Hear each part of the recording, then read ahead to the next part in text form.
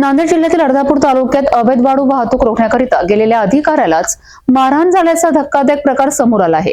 अर्धापूरचे प्रभावी तहसीलदार आणि नायब तहसीलदार राजेंद्र शिंदे यांच्यावर त्याच कार्यालयातील तलाठ्यानेच हल्ला केल्याची गंभीर घटना उघडकीस आली आहे। अर्धापूर तालुक्यातील महादेव पिंपळगाव परिसरात अवैध वाळू उत्खननाच्या माहितीनंतर नायब तहसीलदार राजेंद्र शिंदे संध्याकाळच्या सुमारास गस्तीवर होते। या दरम्यान प्रशासनाच्या टीमने वाळू वाहून नेणारे अवैध टिप्पर ताब्यात घेतले। तथापि कारवाई दरम्यान अनपेक्षित प्रकार घडला।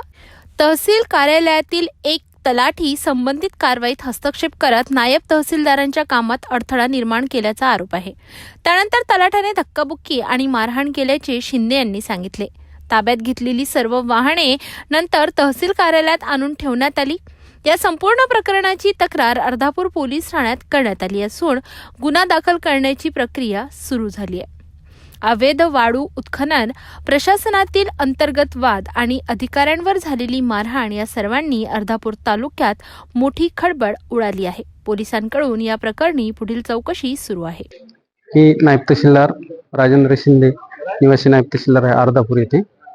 अवैध गौण खनिज वाहतुकीचं आमचं पथक होतं। रात्रीला गस्त घालत असताना ओजी पिंपळगाव येथे 4 गाड्या पकडल्या होत्या आम्ही, 3 हायवा आणि 1 टिप्पर। ते घेऊन येत असताना आमच्याच कार्यालयातील एक तलाठी आणि थोडं म्हणजे हे केलं, कामात अडथळा आणला होता शासकीय कामामध्ये आणि धक्काबुक्की केली। त्यानुसार ते पुढील गाड्या तहसील कार्यालयात जमा केलेल्या आहेत, गुन्हे दाखल केलेले आहेत त्यांच्यावर।